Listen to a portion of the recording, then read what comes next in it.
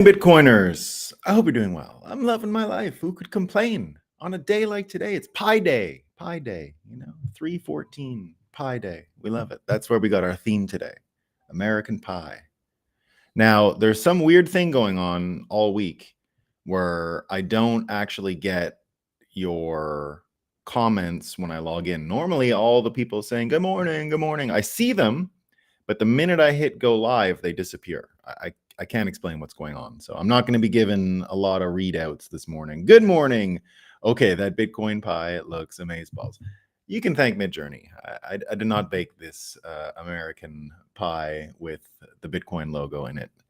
Let me see what the folks over on Rumble are saying, and then we're going to get into our content today. Yeah, I don't know what's going on with this comment thing. It's kind of a bummer. I don't understand why I'm losing it. It's new this week. Good morning, Life Fork B21.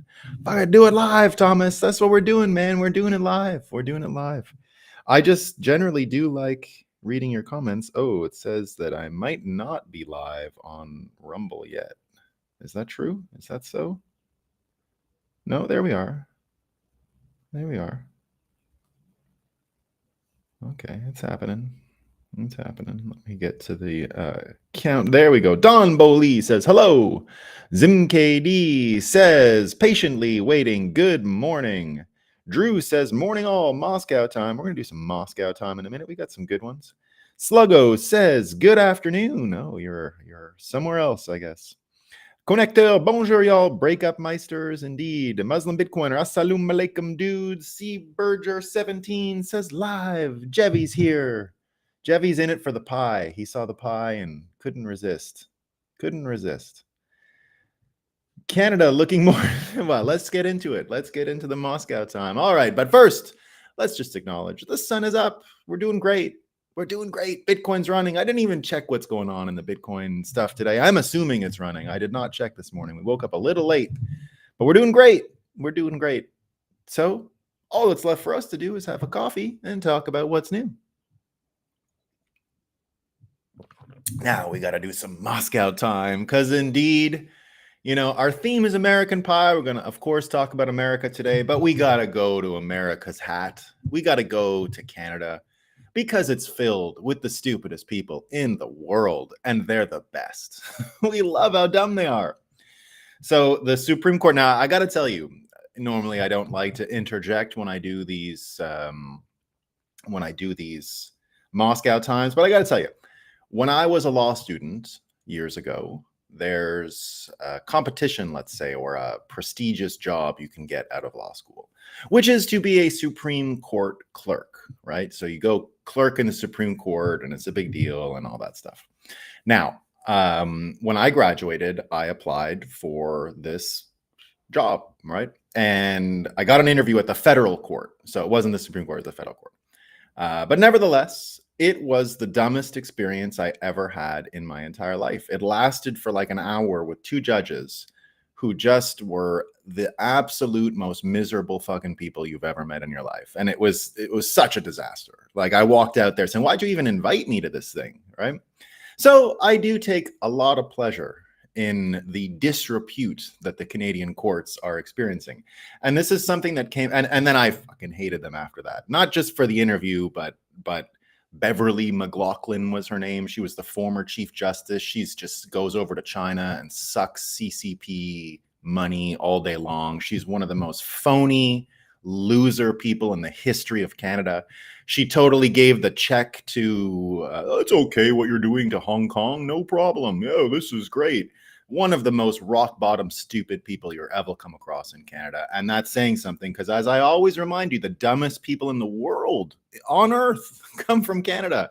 And I got a few examples here. So this is from the Supreme Court of Canada. And they're so stupid. They all dress like Santa Claus. It's so pathetic. I can't wait for Canada to fall apart. It really is the dumbest country in the world. Long live, vive le Québec libre, Carlis.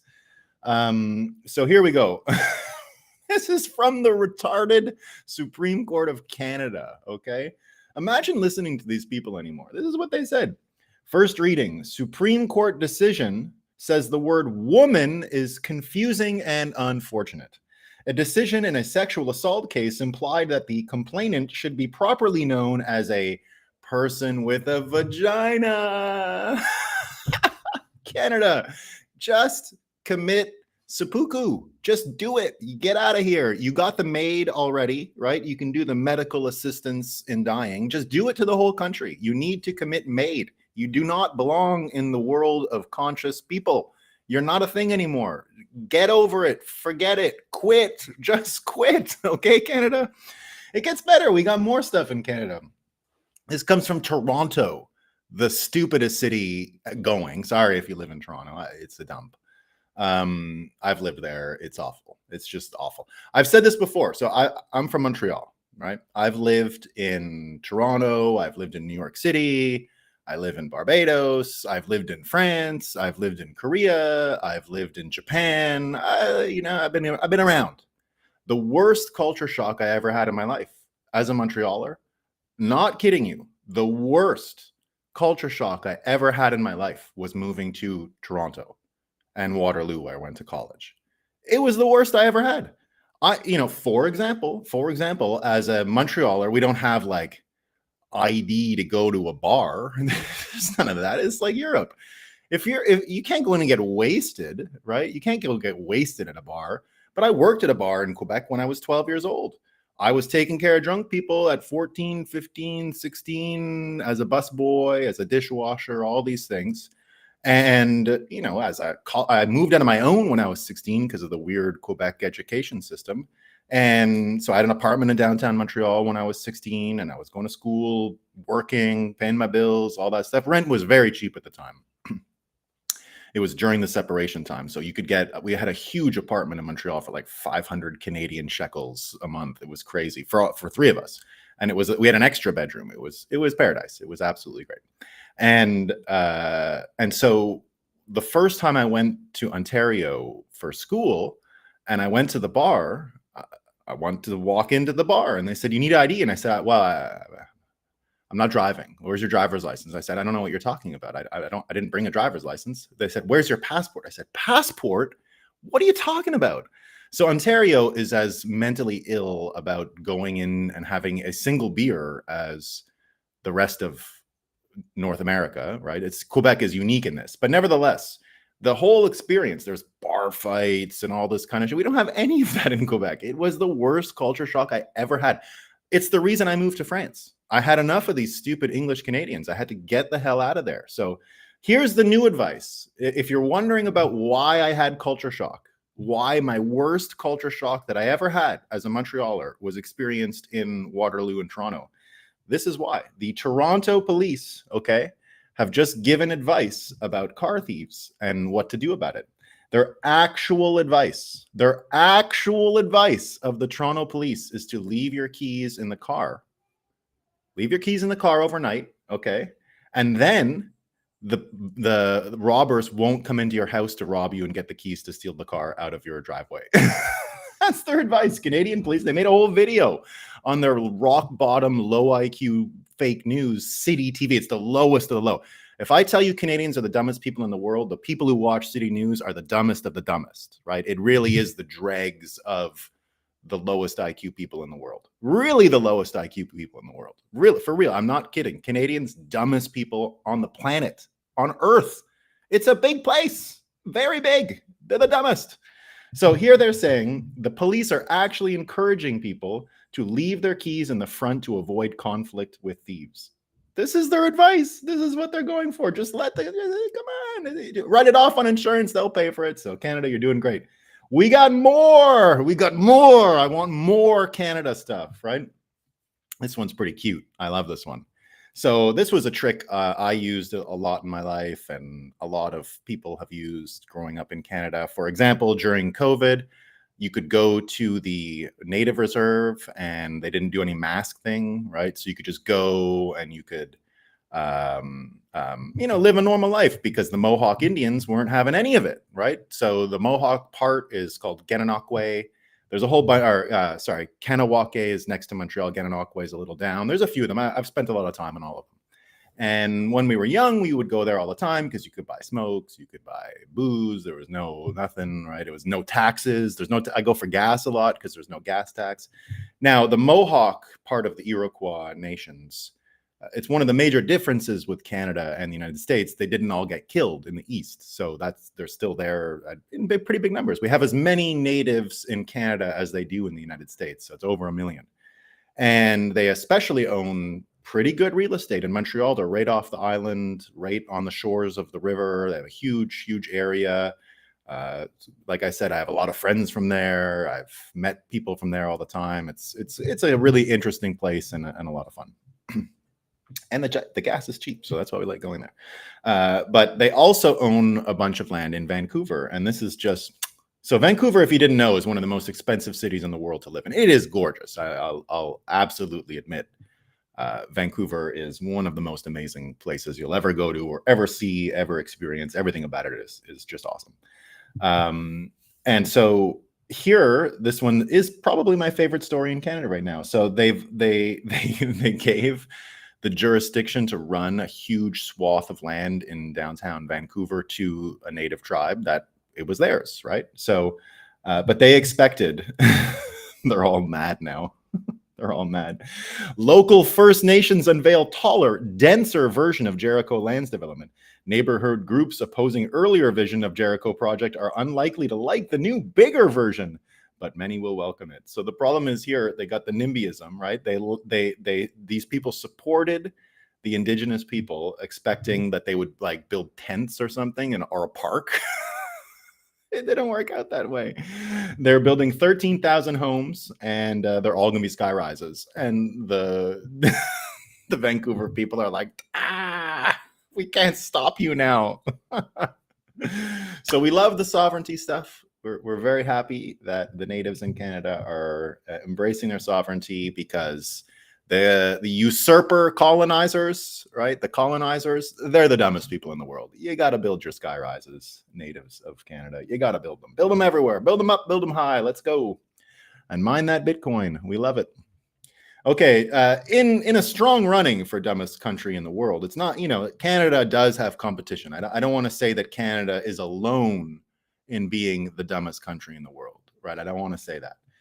Germany, Germany does a lot of stupid stuff. Here's, I think, a really fun story. This comes from Holger, which is my father's name, Zapitz, right? Holger Zapitz. I love seeing Holger because it is my dad's name. My dad's from Germany, by the way, the Danish border, and as well as the Black Forest region. So there you go.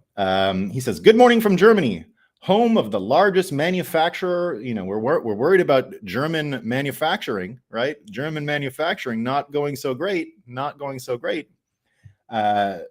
of the largest manufacturer of artillery ammunition, an outlier in the declining German industrial landscape. Good for them. They're doing great. So, they're not doing so well with the cars anymore and all that, but they're making lots of ammo in Germany. So good for them. I'm proud of them. I'm really proud of them. It's excellent. Now, America, right? We can't say they're all great and smart there in America either, right? Like I said, Canada has competition. Germany's up there. New Zealand, I haven't been, so I can't really say, but I feel like they're in the running for dumbest people in the world. I feel like they could make a real legit case, right? But New Yorkers, they're not going to let a competition go, right? So the New York Post asking this morning, here's why New York migrants aren't accepting free plane bus tickets out of town. And then they go on to explain, because they're getting more free stuff in New York City. Why would they leave? Why would they leave? So good. We love it. We're going to see these stories. These are Aaron Rodgers fake news stories. So I'm making a prediction now. We're going to get a steady diet of the football player Aaron Rodgers, getting fake news about him. So this one's pretty good. This comes from CNN. RFK Jr.'s VP prospect Aaron Rodgers has shared false Sandy Hook conspiracy theories in private conversations. They have no evidence. They have only anonymous people saying in a private conversation he said about Sandy Hook. So they're writing headlines on that now. There's literally zero evidence in this story. It's actually and it's from Jake Tapper, of course. He had private conversations, everyone. So they're going with that. It's excellent. Really excellent. Well, Washington Post ran one too, as Aaron Rodgers' name pops up in the discussion of potential running mates for Robert Kennedy Jr. His political views, which include prioritization of bodily autonomy, despite a self-professed leaning toward being pro-life.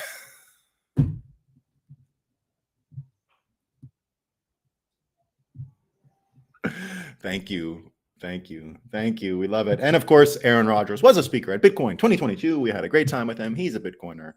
And, I don't know if he's the best choice for vice president, but I think it's good. I'm into it. We got a good Phil Bump one here, right? We're going to talk about this. This will be in our theme too, but we always got to cover Phil Bump and what he's up to. Here he goes in the Washington Post, analysis by Phil Bump. One American news host, Rudy Giuliani, ally and Trump attorney Christina Bobb, is tapped to solve an imaginary problem. And what's their imaginary problem? The GOP's new election integrity push is off to a conspiratorial start. So good, so good, so good. Again, you'll see the upcoming book, The Bitcoiner's Guide to the US 2024 Elections. I'll show you how the election question will trigger hyper-Bitcoinization in 2024. 2024.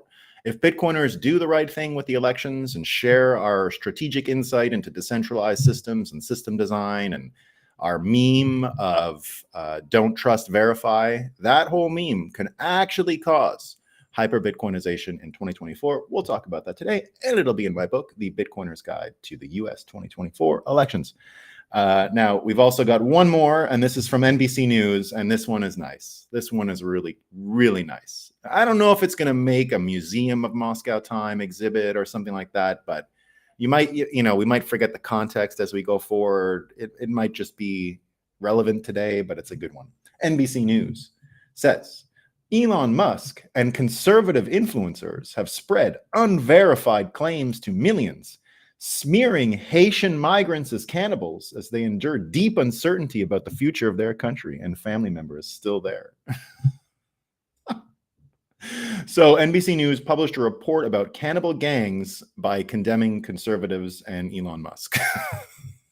I don't know if there's any cannibals in Haiti, by the way. I have no idea. Oh, I got one more. We're going to get into Elon again in a second, and we're going to talk about Pi Day. But I want to underline just how pathetic the corporate legacy media has become, because they're making new levels of being pathetic today. And let me just show you how weak they really are, right? They tried to run a story. You know this Kate Middleton thing that's going on? Where's Kate? We don't know. And they had a fake picture and nobody knows and no one knows what's going on. And I don't really care. But anyway, Kate Middleton, the Financial Times, the fakest of the fake financial news. By the way, one of the greatest things that Eric Voorhees ever did. It was excellent. It was really, really great. I'll give you a story about him, and then I'll read the headline. So we produced Consensus 2017, which is the big CoinDesk event, and we were there, and it was just the beginning of the pump, of the 2017 pump. It was May, one of these long weekends in May in 2017. So everything's about to happen, right? It's happening. We already just hit the all-time high about 2 months earlier. We'd broken it. It had been a couple years. It was a lot of fun. And I had Eric Voorhees up there with a Financial Times journalist.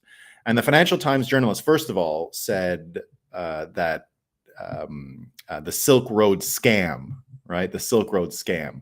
So Eric Voorhees turns to him and on stage and he goes, well, that if we didn't have to deal with fake news people like you, it's not a scam. It was a business that put consenting adults into contact and let them have transactions. Now, bad things happened, I guess, but he went at him for fake news already at the time, and he landed some really, really great blows on this guy. And in fact, it was the person who shared this story, Robin Wigglesworth. So here's their actual headline today. And let me just show you how pathetic it's become over there. Why the Kate what the Kate Middleton story tells us about Bitcoin. And then they say it's nothing. The whole thing is actually just to hijack the algo, to talk about Kate Middleton and Bitcoin in the same sentence. And then they literally just went for this. Let's see if we can get clicks. They admit it in the headline. Let's see if we can get hit clicks by talking about Kate Middleton and Bitcoin. And they come out, the mess surrounding Kate Middleton's apparent disappearance from the public eye tells us absolutely nothing about Bitcoin. And then they go on and write the story. Could you imagine? This is what it's come to. They're just going to try and mash up words to suck any bit of juice out of people's attention. It's perfect. It couldn't get better. It really couldn't.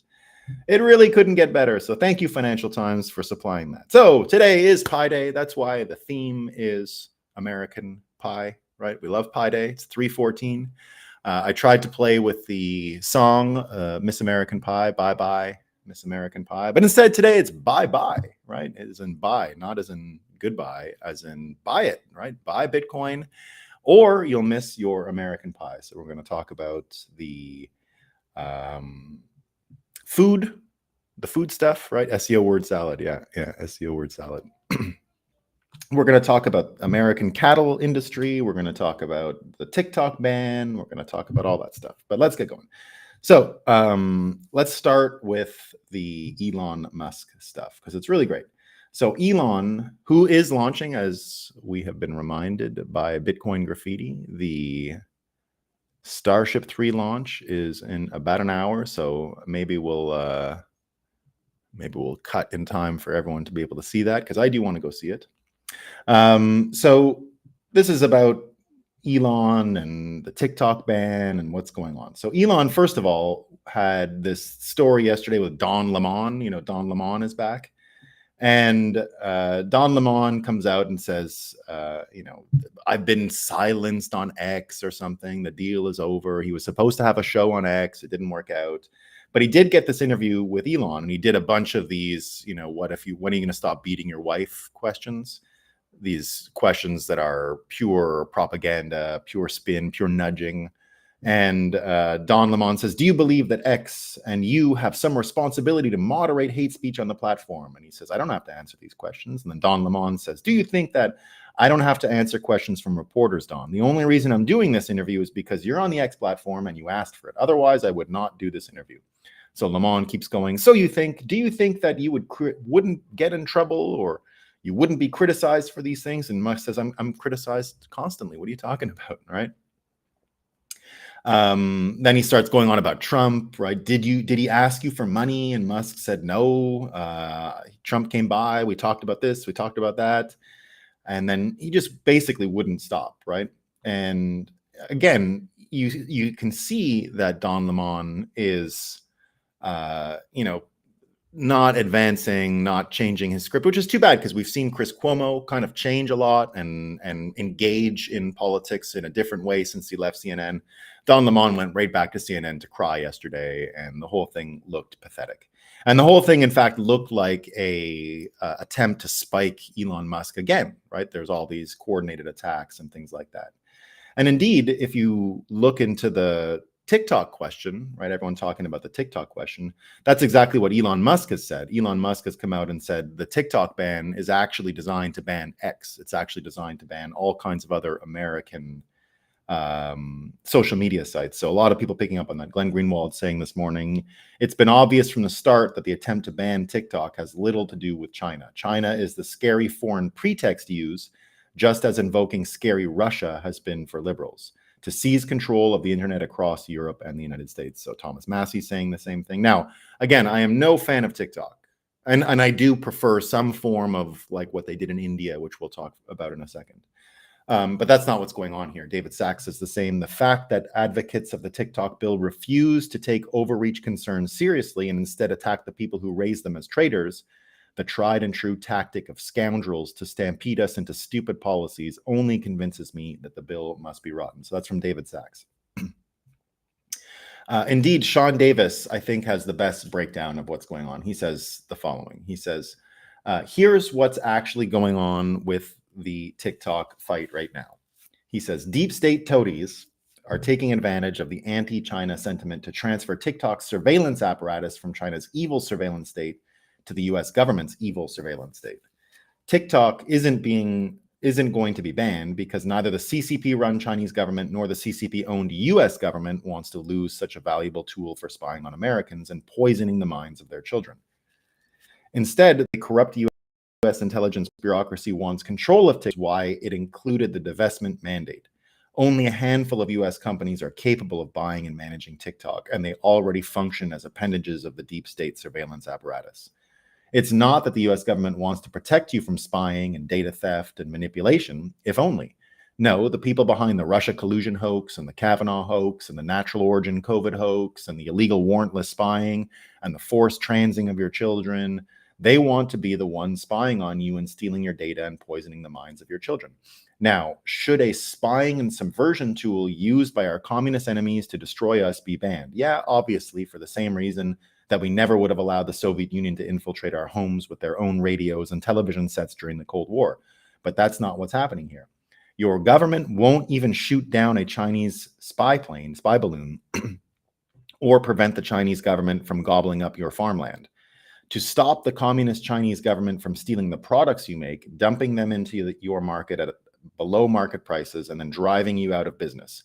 Heck, when the literal Chinese spy chief bought off the Biden family by funneling $1 million to Hunter Biden, DOJ didn't even bat an eyelash. There's no evidence anywhere that the regime that currently controls America has any interest in fighting off China's attempts to cripple our country economically, militarily, or diplomatically. Yet suddenly they want you to believe they're deeply concerned about TikTok. I'm just not buying it, and neither should you. And I think that was the best explanation of it right there, right? I think that was absolutely, that's what I'm seeing. Again, I'm not a fan of TikTok. I've been warning everyone here about TikTok. The data management thing is stupid.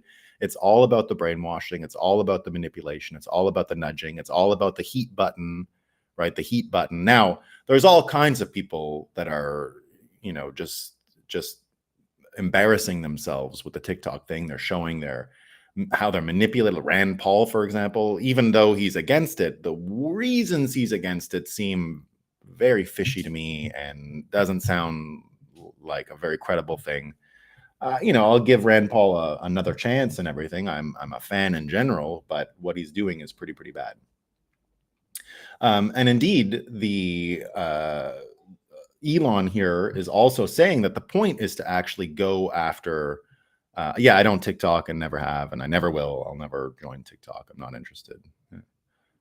It's a short attention span thing. That's all it is. It's just for people with short attention spans that need the dopamine hit. It's like the ultimate dopamine delivery tool. I mean, I bet you it's super addictive, right? That's why I don't go near it. I don't play video games very often for that reason. I remember how addictive they were, and so I try to avoid most of these things. I like video. I'm not against them. I just personally don't bother. So Elon also saying that the TikTok bill is actually designed to get him. It's actually designed to get X. It's actually designed to pull the rug on X so that they can't participate in the 2024 elections. And here he says that legacy media is trying to cancel X. According to Musk, the traditional print and cable news viewership has been down 20 or 30% in the last year. On the other hand, X is up 20 or 30%. So he says the legacy media is our direct competitor. It's direct competition for people's attention. So if there's some attack that they can levy against me, they will. And the attack indeed is looking like Twitter is absolutely a dopamine hit. Yeah. No. Ordinary Bitcoin. I won't say any of these platforms aren't dopamine hits. I'm definitely addicted to Twitter and have to monitor my use. That's why you don't actually see me on X very often. I deliberately stay away at certain times of the day. I don't touch it at night. If I do, it's some inability to control my compulsions. But in general, I'm very, very strict about, when I go on in the mornings, not right away. I'll spend a bit of time on in the afternoon, but I try to really monitor, and I always have. I've always been that way. I've always been very, very disciplined with my use of these things because indeed I don't want to get rolled all day, and I don't want to get addicted to the dopamine that you can get from it. So that's why I don't really engage too much. I prefer this format to be trolly and stuff like that, right? It's more fun. I love trolling, but if I got addicted to trolling, then that's probably all I would do. My wife runs a successful business through TikTok. She doesn't do as well on other platforms. Yeah. Look, I'm not, for me, the TikTok thing is just literally that it is involved in subversive stuff. And I wonder about the heat button, and I wonder about who's controlling it, and all that stuff. So I think that the Instagram thing is the same. And that's what Trump has been criticizing this. He's like, why don't we talk about Facebook? They already got involved in our election. They're already doing this stuff. So I don't think there's any way around this type of content proliferating further, right? The only way to actually solve it is to get into the root key access of our subconscious by changing the money so that we can extend our time preference, so that we can actually have low time preference and not be addicted to these instant dopamine hits. But I don't think that's going to be today, right? I think we're going to get hyper Bitcoinization in 2024 to 2028, but that's going to be for the rich people and for who already have a pretty good discipline and moderation and control. That's often what allows people to be successful. So I think you'll see it, but again, I think the Bitcoin path lies through the energy companies in the world and disintermediating those things. It's not from fixing all the TikTok brains that are broken from dopamine. A lot of people wish it would be that way. I just don't think it's going with multiple plebs in the world waking up. Like, I just don't think we win it that way. I think we win by getting the Bitcoin mind virus to infect the major industries in the world that used to support the US military industrial complex, like the energy companies. So, we got to win those things. And we're going to talk about it today. One of the great unappreciated players in World War III, one of the unappreciated industries, which some people are appreciating. It looks like the Chinese are appreciating. We'll talk about it, but it's the food supply, right? Again, I think a strategic advantage that Bitcoiners have is understanding just how vital this resource is and how vital the business model behind a lot of the food production in America is, and how it will actually allow us to rug pull the whole system because we understand and prioritize the food one. We'll get to that. But indeed, this thing looks like it's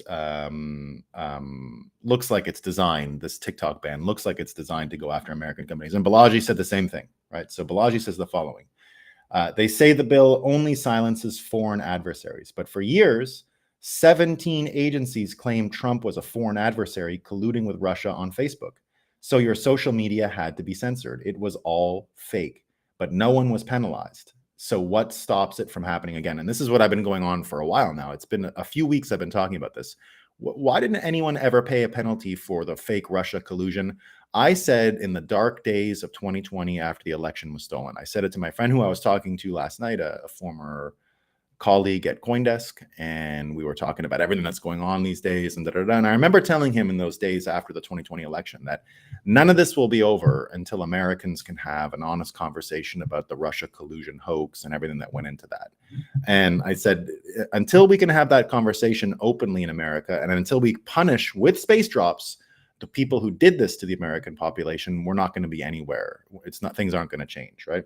And indeed, that's why I come back to this idea so often that these people were allowed to get away with Russia collusion. That's really the key here. That shows you who's in control of the country. It shows you that the president and civilian control of the military has been gone, definitely in Trump's time, but probably all the way back to Eisenhower and the assassination of John F. Kennedy. You wonder why Trump had zero power as president. He didn't. He had no power. I don't care what anyone says. He had fake power, but he did not have the true power of the presidency. He really wasn't the president between 2016 and 2020. I mean, he won the election, but they deemed that election scammy, the 2016 one. They said all this stuff about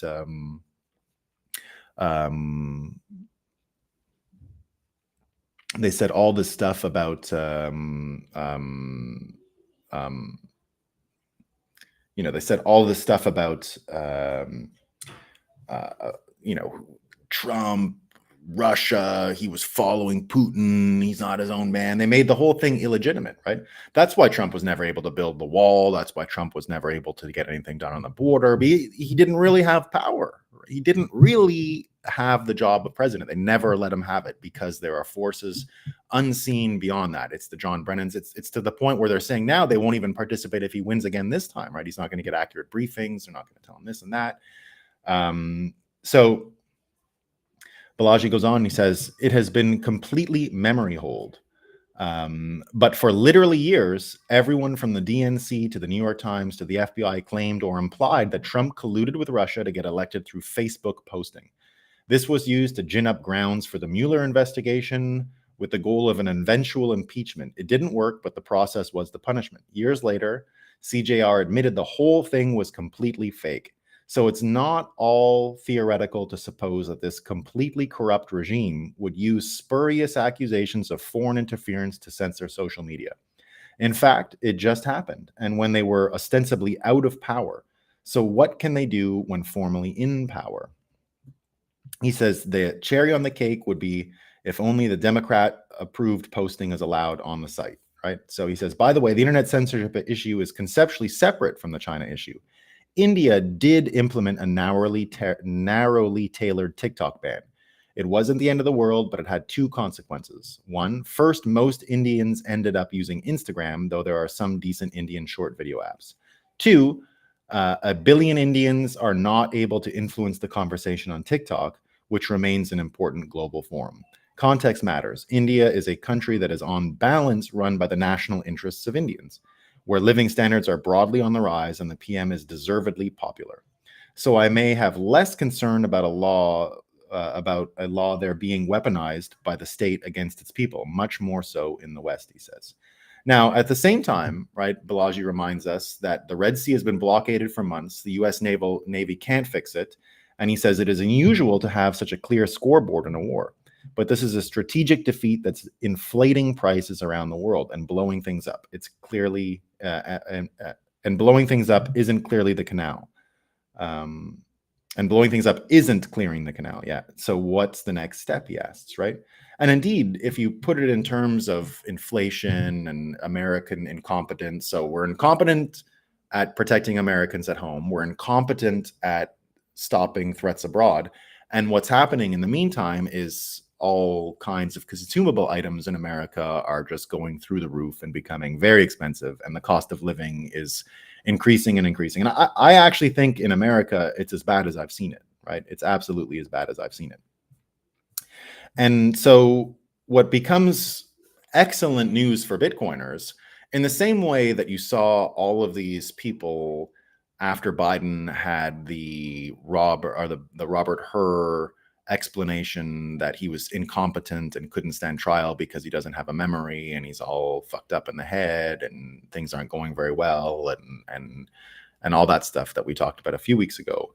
From there, what I said would happen, which would be great for Bitcoin and great for people who are fighting against the system, is that the known liars, in the same way that the 51 people signed the letter about the Hunter Biden laptop and showed and exposed themselves, still have not paid a price for it. It's the same old Brennan Clapper, exactly who you think it is.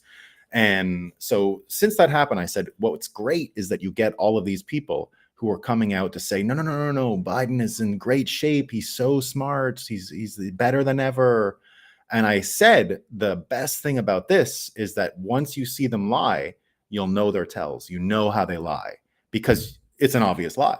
And so by them really training the people in how that they lie would be a great lesson for Americans. And we would see it on a daily basis, which means that we would get more and more able to ignore what they're saying or spread distrust in the things they're saying. And Janet Yellen continues to be as much of a gift from heaven as Joe Biden is for the disrepute of the American system. Janet Yellen, when she lies, is just horrible at it. She's the least persuasive, least charismatic, least capable of changing anyone's opinion. And now she has to lie in public regularly as part of her job.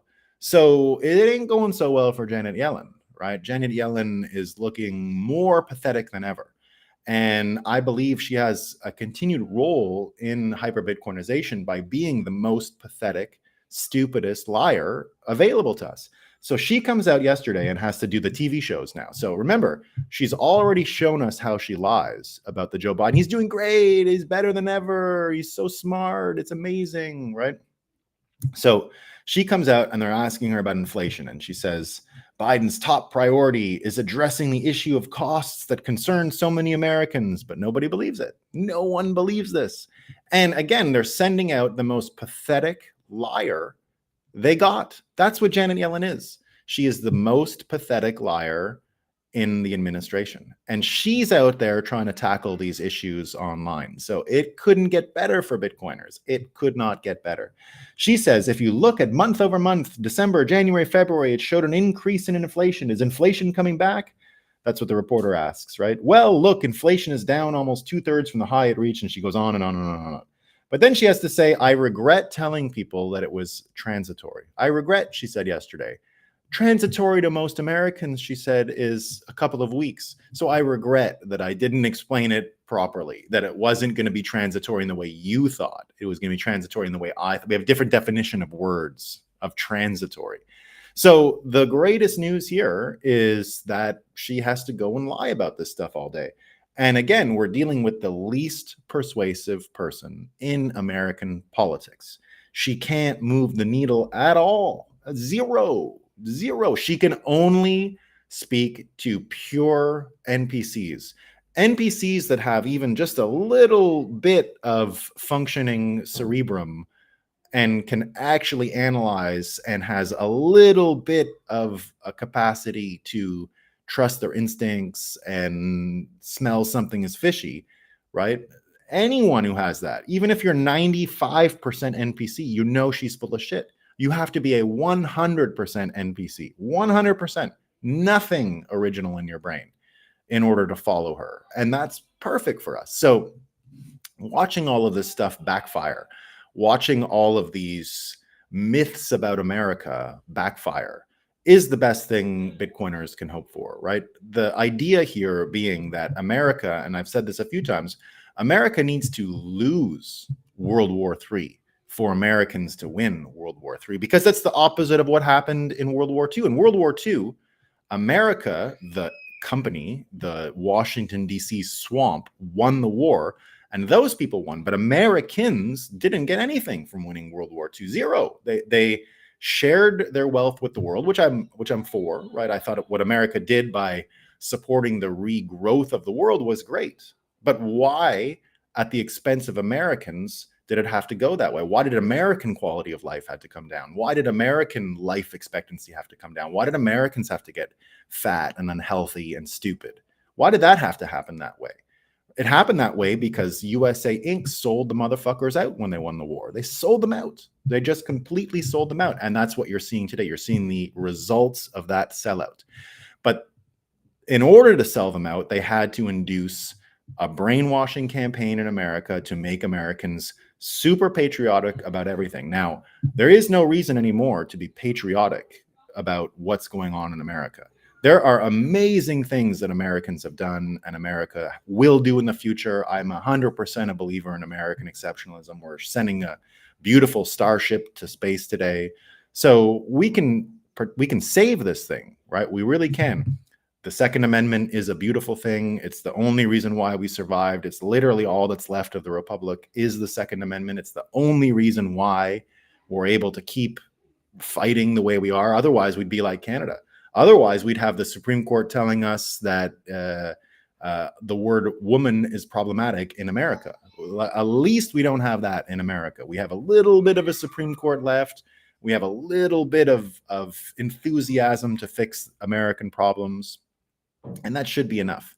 But the idea here that America is the strongest and the richest, that's the thing that needed to die for Americans to properly diagnose their problems, to ask the right questions, and to start improving their health and wealth relative to the rest of the world and their own metrics, right? So that's why it's important that we get her lying in public like this, because it helps create this Newtonian situation where you get an action reaction, where we're actually finding a way to get Americans to see what the problems are. And for a long time, I've said, and I understood this very early, that the number one weakness that is induced by American patriotism is that it ended up being bound with patriotism around the dollar. American exceptionalism is way more interesting than their stupid US dollar. It's way more interesting. It's Kitty Hawk, it's bicycles, it's diesel engines, it's, well, I guess that's German, but the idea of all the things that have been invented in America and have been shared with the world, personal computers and radios and all of that stuff, right? That is way more interesting than this stupid dollar thing. And it's one of the things that China, for example, doesn't suffer from, right? China has a major advantage because their patriotism, in some ways, is properly tied to their actual contributions to the planet, not to their yuan and their dumb banks. And their dumb banks, what are they talking about? Whereas America went down that road, right? And that was brainwashing. That was part of exactly why they're attacking TikTok, attacking Elon Musk, attacking all these people that would criticize, because if they don't keep the mirage of the US dollar as this invention that America gave the world, then the whole thing starts coming down. And indeed, when you look at the problems that Biden and the Yellens of the world created, David Sachs gets into it here, and he talks about with a backfire, Biden's big backfire. He gave a big speech on this the other day, David Sachs. Now, when he says backfire, I say Newtonian action reaction, right? They did something, and now they're getting the blowback because the physics applies to the brainwashers and the low IQ son of a bitches too, right? So here's what he says. Last week, I gave a talk at the American Moment conference in DC in which I compared Biden's claims at the beginning of the Ukraine war and how exactly it is played out. So he started with economic. Now, again, the biggest mistake they made is weaponizing the US dollar the way they did, right? So he goes and says, at the beginning of the war, Biden claimed that sanctions would crush the Russian economy, forcing Russia out of the war and perhaps even precipitating regime change. None of that happened, obviously, right? Russia is now outperforming everyone. You had Biden yesterday saying that that inflation is the lowest in America. that America's inflation is the lowest in America. Now, I think he meant in the Americas, but that's not even true, because how could it be lower than what's going on in El Salvador, who has bimetallic financial system of Bitcoin and dollars? So it's not possible that American inflation is the lowest in North America, in the Americas. It's just not possible, right? So now, military. At the outset of the war, the Biden administration declared that its objective was to weaken Russian military so it wouldn't wage regional war again. The media breathlessly amplified claims of Russian weakness and impending collapse. These were all the dishwasher parts. You know, they're putting old dishwasher parts into weapons, right? We did the fake news on that the other day. Only to discover the reality of massive Russian industrial war production. Russian factories are forges now ramped up and producing more artillery shells, drones, tanks, and other weapons of war.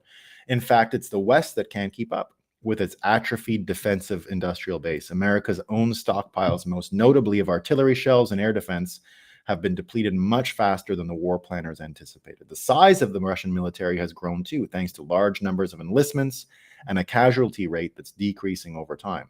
The Russian army has become more battle-tested and battle-hardened, learning how to defeat Western weapons. And he says diplomatic and geopolitical. So he said economic and war. Now he's going into diplomatic and geopolitical. At the outset, Biden claimed that the war would show Western unity, resolve, and leadership while isolating Russia. In fact, the rest of the world has not come along for the ride. The BRICS countries and much of the global South reject the U.S. view of the war and refuse to sanction or condemn Russia. On a recent visit to the Middle East, Putin was greeted like a conquering hero in the United Arab Emirates and Saudi Arabia. Sanctions have only made BRICS more popular. It has added 5 new members. Oh, and by the way, all of Africa seems like it's got nothing but respect for Putin. Nothing but respect.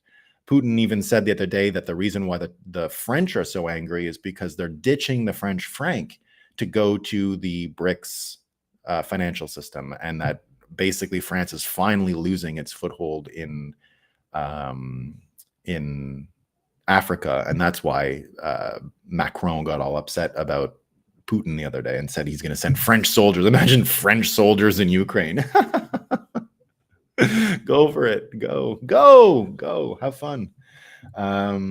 Even liberal interventionists are now starting to notice. Fiona Hill declared that Pax Americana is over. And EU Foreign Minister Josep Borrell declared that the era of Western dominance has definitively ended, right?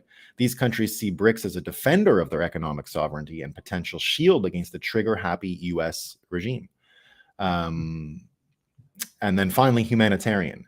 At the outset of the war, Biden claimed that his policy would aid the Ukrainian people and help ease their suffering, but Ukraine has suffered a vast number of casualties, and its population has further declined greatly as a result of refugees, mainly women and children, fleeing the country. According to the UN, the population of Ukraine-controlled territory has decreased from 44 million to 28 million. Can you keep that in your mind for a second? Just think about what would happen. What's a 40 million US state? Like, is New York 40 million? I don't know. I mean, it's a lot, right? It's more than Canada. It's more than Canada. So if you thought of this as, for Canadians out there who can use, Canada's 40 million people, almost 38, 39 or something like that. If you took out, here they've got 16 million fewer people. Over 10 million of the remainder are reported to be pensioners. If you do the math on this, New York, the greater New York is like 28, right? If you count the Connecticut pieces and the New Jersey pieces. So it's hard to really, but it's not New York State. Yeah. So I don't know what the number is. Yeah.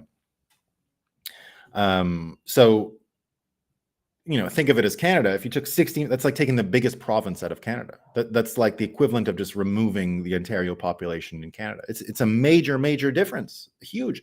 They're not all dead. A lot of them have fled, right? I've fled. I mean, I've got my kids we have a karate teacher that comes every week for all the kids in the area, and they do some karate and his wife is Ukrainian, and he brought her over here from the beginning of the conflict. And I was chatting with her last night, and she's like, I wish I could go back, but you can't. Like, all these women have had to leave. She was telling me about all these families broken apart because the woman would leave, the man would have to stay in Ukraine, but then, the man would, meet someone else, or the woman would meet someone else. So there's all these families broken apart everywhere, happening all over the world, wherever these Ukrainian refugees end up. If you go to Miami, you'll see them everywhere. We see a few here in Barbados. I see them in Montreal, right? I see them in Montreal, and that's what's happening. It's a disaster, right? It's a complete and total disaster. And then he says this is a recipe for demographic collapse. So instead of helping Ukraine, Biden's proxy war has doomed it. This is backfire number 4, right? So just think of the action reaction here. And now this same regime with this action reaction thing is, again, sending out Janet Yellen to fix these problems. It couldn't be a more perfect storm for Bitcoin. Now, it's messy and disgusting, and you don't want to hope for any of this stuff, but it's reality. So we have to accept it instead of judging what is going on. You have to take it for what it is and make predictions out of it. And my prediction is that the BRICS thing ain't going to work either. And so you're actually opening this huge opportunity for Bitcoiners to enter all of these mental spaces and start spreading the Bitcoin virus all around the world. Now, again, to me, the most important one, the actual most important one, is the food. It's the food. It's the elections and the food. If we get the elections and the food correct, right? If we get the elections and the food correct this election cycle, and by elections, I mean we start talking more and more about our actual memetic understanding of the election system, which is verify, don't trust, right? And if we take that memetic understanding and we apply it to elections, we'll understand we haven't had elections in I don't know how long. I don't know how long it's been, but it's probably been decades. You need to have a accounting system and an audit system for elections. And by audit system, Bitcoiners understand that is it the firmware, is it the software, the surface area of attack in an adversarial network is the most important consideration. And the surface area of the attack with mail-in voting and all that stuff is exactly what it is. Now, I will no longer accept, and in my book, The Bitcoiner's Guide to the US 2024 Elections, and even out in the public, you will get people who will say that ID for voting is racist, but that's not a real opinion. It's not. It's just brainwashing. You can get really saturated NPCs who will believe it, right? But I'm not treating it anymore as a political opinion. I'm not doing that. I'm just treating it as NPCs brainwashed and mental illness or lying. It's one of the three. There's only three options with having that opinion on election systems. There's only three. And it turns out something like there's only 20 something states in America that require ID for voting, right? So a bunch of them don't need picture ID and a bunch of them don't need anything. And it's who do you think that don't need anything? It's New York, California, and all of these places. So America is already divided in terms of election systems. The actual civil war of America is about election systems, which states require ID, which states want to have a verifiable, accountable trail, an auditable trail for the election systems. Now, it's a complicated subject when you start adding machines, right? What do you audit? The firmware, the hardware, the software. The surface area is too large. That's why when you get Vivek going on about election day paper ballots, it's to shrink the surface area. Now, Bitcoiners understand this stuff. And if we get this right, if we get the election question right, and that means spread this idea to non-Bitcoiners. When people ask you about Bitcoin, you got to start telling them, Bitcoin is great. It taught me about election systems. I understand the election system now. Do you know we don't have elections? Do you know that there's no way to verify whether or not we had an election? We can't even verify if we had an election. Forget about who wins. We don't even know if we had an election. Now, there's people who went to a voting booth, but that doesn't mean we had an election at all. You can go use a shit blockchain and Bitcoiners will tell you, did you have a transaction? Who knows, right? If a tree falls in the forest and nobody hears it, was there, who knows? It's the philosophical experiment, right? There is no way to audit it. Bitcoin actually settles the tree falling in the forest question. If a tree falls in the forest and a billion cameras attached to a billion trees all recorded and have a protocol to vote on what happened, it happened. It happened, right? Bitcoin literally solves the tree falling in the forest conundrum because you have witnesses. You have so many witnesses independent from each other who are able to compete to tell the truth about what happened and are incentivized to tell the truth about what happened because they'll earn Bitcoin in the proof of work mining system. So because of that, we actually have the capacity to educate Americans on this thing. Now, the other thing, of course, is the food. And it's what's allowing us, I think anyway, let me make sure I got my notes on the food. If not, I got to go and find them. Yeah, of course, I forgot to put them in there. I'll get them. How did I forget that? Let me get the food data. I got the food story here somewhere. Or did I not? Or did I not?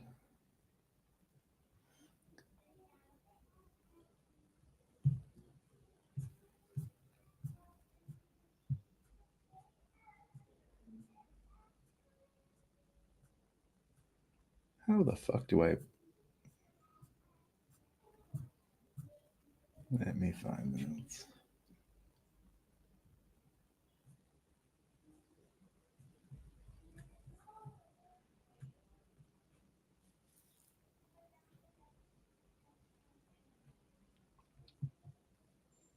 I really don't know where it went. I was certain I had the entire food story here. It's supposed to be in my notes.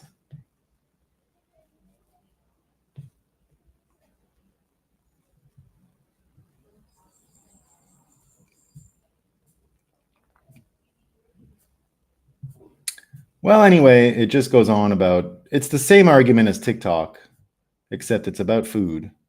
And someone did a great analysis about how much foreign purchasing of US food supply has been done, but I don't know where the fucking story is. I don't know where my notes went. There you go. There you go. Fiat food equals seed oils and super long ingredients I've never heard of. Natural flavors, maltodextrin. Yeah, maltodextrin is